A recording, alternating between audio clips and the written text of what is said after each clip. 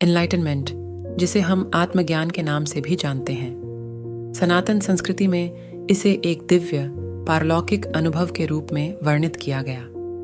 कभी इसे व्यक्ति की जागृति के अचानक परिवर्तनकारी क्षण के रूप में वर्णित किया जाता है, तो कभी मन के बंधन से मुक्त होने की अधिक क्रमिक प्रक्रिया के रूप में। मगर कैसा आत्मज्ञान? आइए और डिटेल में समझते हैं। दोस्तों, असली आत्मज्ञान की ओर ले जाने वाले चरणों को समझने के लिए हम सबसे पहले कुछ अन्य चरणों और अवस्थाओं के बीच के अंतर को समझते हैं। मानव और उसके बाद के चरण। आध्यात्मिक विकास अर्थात स्पिरिचुअल डेवलपमेंट हमें अपनी वृद्धि या मानवीय परिपक्वता अर्थात ह्यूमन मैच्योरिटी को मापने का एक तरीका देता है। 20वीं सदी के दौरान पश्चिम में भी ऐसे कई विकासात्मक मनोवैज्ञानिक थे जिन्होंने मानव विकास के चरणों के कुछ बहुत स्पष्ट और उपयोगी मॉडल्स बनाए। इनमें अर्जीन पियाजे, Lawrence Kohlberg, Carol Gilligan, Abraham Maslow, Jean Ginsberg शामिल हैं। आमतौर पर कहा जाता है कि इन सिद्धांतकारों के मॉडल्स एक समान विकासात्मक मार्ग अर्थात सेम डेवलपमेंटल पैथवे का अनुसरण करते हैं। एक अहम केंद्रित अवस्था अर्थात ईगोसेंट्रिक स्टेज, एक जाति केंद्रित अवस्था अर्थात एथनोसेंट्रिक स्टेज और एक विश्व केंद्रित अवस्था अर्थात वर्ल्ड सेंट्रिक स्टेज। सभी डेवलपमेंटल मॉडल्स की तरह ये चरण भी क्रमिक रूप से चलते हैं। प्रत्येक चरण का पूरा होना अगले चरण में विकसित होने के लिए आवश्यक है। उदाहरण के लिए, अंग्रेजी भाषा में वाक्य बनाने से पहले आपको शब्दों का ज्ञान होना चाहिए और पैराग्राफ बनाने से पहले वाक्य का ज्ञान होना चाहिए। शब्दों से सीधे अनुच्छेदों तक जाना असंभव है। इसी तरह विकास के चरणों के साथ भी ऐसा ही है, जहां मानव या आध्यात्मिक विकास की अवस्थाएं चरणों से भिन्न हैं, जबकि पश्चिम में विकास के चरण भी एक अलग पैमाने पर शुरू किए गए। ये पूर्व में है कि स्टेट्स को सबसे मौलिक रूप से समझा गया। विशेष रूप से पूरब में हमारी चेतना की आध्यात्मिक या रहस्यमय अवस्थाओं अर्थात स्पिरिचुअल या मिस्टिकल स्टेट्स ऑफ कॉन्शियसनेस पर ध्यान केंद्रित किया गया। पर यह आध्यात्मिक या रहस्यमय अवस्था है क्या? एक आध्यात्मिक, स्पिरिचुअल और रहस्यमय स्थिति, मिस्टिकल स्टेट्स ऑफ कॉन्शियसनेस, वर्तमान काल में गहन और तीव्रता से महसूस की गई स्वतंत्रता की अलग अलग डिग्री का एहसास है। ये ऊंची अवस्थाएं मानव शरीर और मस्तिष्क में अंतर्निहित हैं और जितना कोई सोच सकता है उससे कहीं अधिक निकट है। इसलिए इनका किसी भी समय ट्रिगर होना संभव है।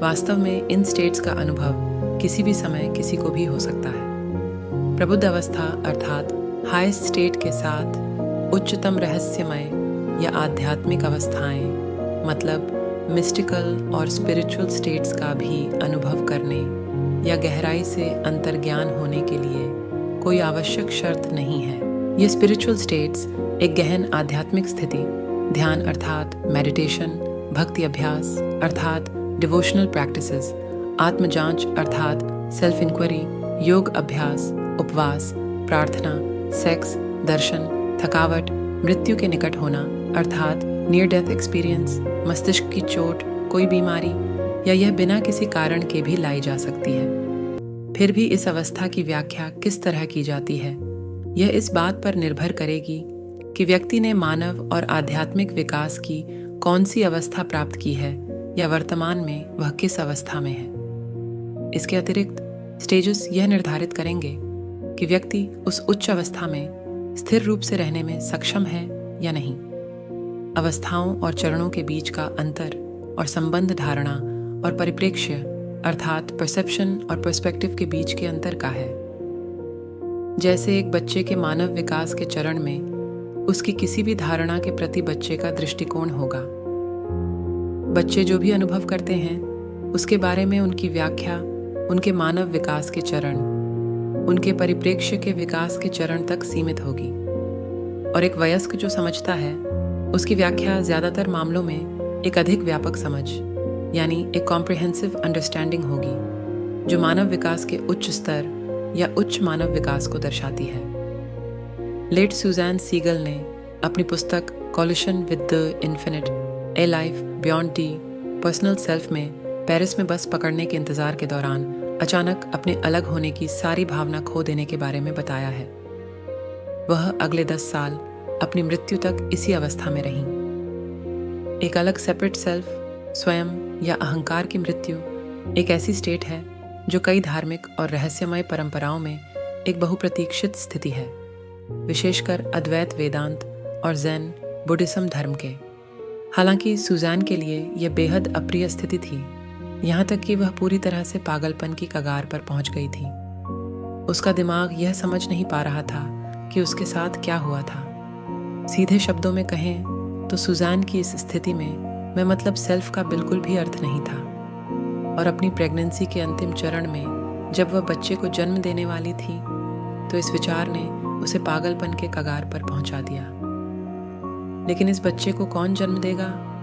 यह ज़ेन बुद्धिस्ट राशि से वर्षों की मनोचिकित्सा और परामर्श के बाद ही हुआ था कि उसने अपनी इस स्टेट को गहन स्वतंत्रता के रूप में पहचाना और जीवन भर इसमें खुशी से रहने में सक्षम भी हुई। दोस्तों, केवल मनुष्य ही नहीं है जो विकास के चरणों से गुजरता है। समाज और संस्कृतियां भी मानव और आध्यात्मिक विकास के विभिन्न चरणों में हो सकती हैं। यह उन अलग तरीकों का वर्णन करता है जिसमें संस्कृतियों, समाजों और धर्मों ने स्पिरिचुअल और मिस्टिकल स्टेट्स ऑफ कॉन्शियसनेस का अनुभव किया है। इसी के चलते पिछले 3 दशकों में पश्चिमी दर्शन ने स्टेजेस और स्टेट्स के बीच संबंधों पर विचार तेज किया। पोस्ट मॉडर्निज्म का तर्क यह है कि हम मॉडर्न नोशंस ऑफ हायरार्कीज और ग्रैंड नैरेटिव्स से कहीं आगे निकल गए हैं, बल्कि आधुनिकतावाद, मॉडर्नाइजेशन दुनिया को बेहतर ढंग से दिखाने वाले नेटवर्क की ओर इशारा करता है। हम ज़ेन बुद्धिज्म में चरणों और अवस्थाओं के बीच इस तनाव को भी देख सकते हैं। बौद्ध धर्म के 2 अलग मार्ग हैं, क्रमिक ज्ञानोदय का मार्ग, ग्रेजुअल एनलाइटनमेंट, अचानक आत्मज्ञान का मार्ग अर्थात सडन एनलाइटनमेंट प्रशस्त करता है। सदियों से ये दोनों रास्ते अपने अपने रास्ते के सही होने पर बहस करते रहे हैं। स्टेट्स और स्टेजेस के बीच का खेल उन ईस्टर्न आध्यात्मिक परंपराओं और प्रथाओं में भी देखा जा सकता है जो पश्चिम में विशेष रूप से नवद्वैत और स्पा शिक्षाओं में प्रत्यारोपित किए गए हैं। आमतौर पर पश्चिमी नवद्वैत शिक्षण किसी न किसी रूप में सेल्फ इंक्वायरी का अभ्यास ही पर्याप्त है। यह अभ्यास अंतर्निहित वास्तविक और प्राकृतिक स्थिति को उजागर करता है। यह उस प्रकट अवस्था में बने रहने के लिए पर्याप्त है। सेल्फ इंक्वायरी के अलावा किसी अभ्यास की आवश्यकता नहीं है। मानवीय या आध्यात्मिक किसी भी विकासात्मक स्थिति को प्राप्त करने के लिए किसी प्रयास की आवश्यकता नहीं है। ये उस अवस्था में बने रहने के लिए पर्याप्त है, और उसमें बने रहने से शरीर मन के किसी भी आवश्यक विकासात्मक चरण को स्वाभाविक रूप से और बिना प्रयास के हासिल या आगे बढ़ाया जा सकेगा। हमेशा पहले से ही सेल्फ इंक्वायरी की वास्तविक स्थिति में बने रहने से विकास के किसी भी चरण को उतनी ही आसानी से पूरा किया जाएगा जितना कोई भोजन पचाता है। नवद्वैत दृष्टिकोण के समर्थक एक शिक्षक के रूप में श्री रमण महर्षि की ओर इशारा करेंगे, जिन्होंने सुझाव दिया था कि सेल्फ इंक्वायरी पर्याप्त है और उच्च स्तर प्राप्त करने के लिए कोई भी प्रयास अनावश्यक था। हालांकि उस सांस्कृतिक संदर्भ को याद रखना जरूरी है जिसमें रमण महर्षि ने पढ़ाया था। भारत ने 4500 वर्षों में एक आध्यात्मिक संस्कृति विकसित की है, जिसका प्राथमिक लक्ष्य है अपनी सख्त सामाजिक अनिवार्यताओं के माध्यम से सेल्फ इंक्वायरी जैसे किसी भी सच्चे आध्यात्मिक अभ्यास के लिए अर्हता प्राप्त करने के लिए आवश्यक ह्यूमन मैच्योरिटी का विकास करना। यह ह्यूमन मैच्योरिटी उस पर्सपेक्टिव को न केवल अभ्यास के दौरान लाई गई किसी भी स्थिति को पहचानने और व्याख्या करने की अनुमति देती है, बल्कि किसी भी उच्च स्थिति में संभावित रूप से स्थिर रहने की भी अनुमति देती है। यह कहना सही है कि रमण महर्षि किसी भी अभ्यास का सुझाव देने से पहले उनके पास आने वाले अधिकांश लोगों में कम से कम मानवीय परिपक्वता, ह्यूमन मैच्योरिटी के इस स्तर को सही तरीके से समझ सकते थे। तो क्या हम यह मान लें कि एक प्रबुद्ध मनोरोगी होना संभव है? तो जवाब है हाँ। एक व्यक्ति किसी भी समय आत्मज्ञान की अवस्था सहित किसी भी अवस्था का ज्ञान प्राप्त कर सकता है। ऐसा इसलिए है क्योंकि आत्मज्ञान की अवस्था हमारे लिए स्वाभाविक और अंतर्निहित दोनों है। जैसा कि ज़ेन बुद्धिस्ट कहते हैं कि एनलाइटनमेंट सामान्य मन है, इसलिए किसी के लिए भी एनलाइटनमेंट को समझना संभव है, यहाँ तक कि अत्यधिक मनोविकृति या विकासात्मक विचलन वाले व्यक्ति के लिए भी। हालांकि स्टेट्स और स्टेजेस के बीच संबंधों से यह पता चलता है कि ऐसी मनोविकृति वाला व्यक्ति वास्तव में प्रबुद्ध अवस्था को पहचानने में सक्षम नहीं होगा और न ही वह उस अवस्था में स्थिर रूप से रहने में सक्षम होगा। इसके बजाय वे अंतर्ज्ञानी उच्च अवस्था और विकृत मनोरोगी अवस्थाओं के बीच बेतहाशा झूलते ही रहते हैं। इसीलिए उच्च आध्यात्मिक अवस्थाओं के गहरे अंतर्ज्ञान के साथ संयुक्त विकास के मानवीय चरणों में यह संकलन कुछ सेल्फ प्रोक्लेम्ड आध्यात्मिक शिक्षकों के अक्सर रिपोर्ट किए गए असामाजिक व्यवहार की व्याख्या भी करता है। एनलाइटनमेंट की स्टेजेस और स्टेट्स के बीच चयन करने के अलावा एक और विकल्प है, इन दोनों के बीच इंटरफेस पर ध्यान केंद्रित करना। पर यह दृष्टिकोण स्टेजेस और स्टेट्स को एक दूसरे के खिलाफ खड़ा नहीं करता है, जो उनकी परस्पर निर्भरता की ओर इशारा करता है, परंतु यह व्यक्ति को इस बात की क्लैरिटी देने में मदद करता है कि पूरी तरह से फुली डेवलप्ड ह्यूमन मैच्योरिटी के दोनों चरण और उच्च आध्यात्मिक विकास अर्थात हायर स्पिरिचुअल डेवलपमेंट के चरण दोनों क्यों आवश्यक हैं। यही चीज़ एक ट्रांसपर्सनल फिलोसोफर और लेखक कैन विल्बर ने स्टेजेस और स्टेट्स के बीच इस इंटरफेस को अपने जीवन का काम बना लिया। कैन विल्बर सिर्फ 23 वर्ष के थे जब 1973 में उन्होंने अपनी पहली पुस्तक स्पेक्ट्रम ऑफ कॉन्शियसनेस प्रकाशित की। ये किताब बेस्टसेलर बन गई और अब भी खूब बिकती है। इस पुस्तक ने विल्बर को बहुत प्रसिद्धि दी और कुछ फेमस लोग जैसे राष्ट्रपति बिल क्लिंटन, अल गौर, दीपक चोपड़ा, रिचर्ड रॉ, स्मैशिंग पम्पकिंस के बिली कॉर्गन ने इस पुस्तक के उनके जीवन पर पड़ने वाले महान प्रभाव के बारे में बात की। लोग विल्बर को आइंस्टाइन ऑफ कॉन्शियसनेस कहने लगे और वह ट्रांसपर्सनल मनोविज्ञान के क्षेत्र में एक विचारशील नेता बन गए। चेतना के स्पेक्ट्रम में कई अलग प्रकार के रहस्यवाद और पश्चिमी मनोवैज्ञानिक दृष्टिकोणों का एकीकरण हुआ। यहीं महान भारतीय मिटिक श्री औरोबिंदो ने भी विभिन्न रहस्यमय चरणों और अवस्थाओं का एक समान एकीकरण विकसित किया। विल्बर इस विश्वास के साथ महायाना बुद्धिज्म और अद्वैत वेदांत से सहमत थे कि वास्तविकता अंततः एम्प्टीनेस और फॉर्म का एक गैर दोहरा मिलन है। हालांकि उनका मानना यह भी था कि एम्प्टीनेस और फॉर्म के समीकरण का समय के साथ विकास होना महत्वपूर्ण है। इसने विल्बर के लिए आध्यात्मिक और रहस्यमय विकास, स्पिरिचुअल एंड मिस्टिकल डेवलपमेंट की स्टेजेस को विकसित करने के द्वार खोल दिए। विल्बर ने जागने और बड़े होने के बीच अंतर बताया। विल्बर ने कहा कि जबकि पूरब में वेकिंग अप के तरीके और प्रथाएं को हजारों साल से चले आ रहे हैं, वहीं पश्चिम में यह मॉडल्स और प्रैक्टिसेस पिछले डेयर एज 100 सालों पहले से ही विकसित होने लगी हैं। आगे चल के विल्बर ने इंटीग्रल थ्योरीज पे काम किया जो बहुत बढ़िया साबित हुई। एवोल्यूशन और डेवलपमेंट का यह पैटर्न सभी घटनाओं के साथ होता है। यह इमोशंस को खत्म नहीं करता, बल्कि इसे चेतना के एक महान विकासात्मक स्तर में शामिल करता है। वहीं औद्योगिक समाजों ने कृषि को खत्म नहीं किया, बल्कि उसे समृद्धि के उच्च स्तर तक पहुंचाया। मानव या आध्यात्मिक विकास के लिए आवश्यक है कि हम पिछले सभी चरणों को किसी बड़ी चीज में शामिल और एकीकृत करें, बिना पिछले चरण को मिटाए। केन विल्बर का अभिन्न सिद्धांत अत्यंत उपयोगी होते हुए भी बहुत व्यापक है। विल्बर ने स्वीकार किया कि वह जीवन के 7 चरणों द्वारा अभिन्न सिद्धांत के निर्माण में बहुत प्रभावित थे, जिसे दिवंगत आध्यात्मिक शिक्षक श्री आदिदास समराज ने संग्रहित और संप्रेषित किया था।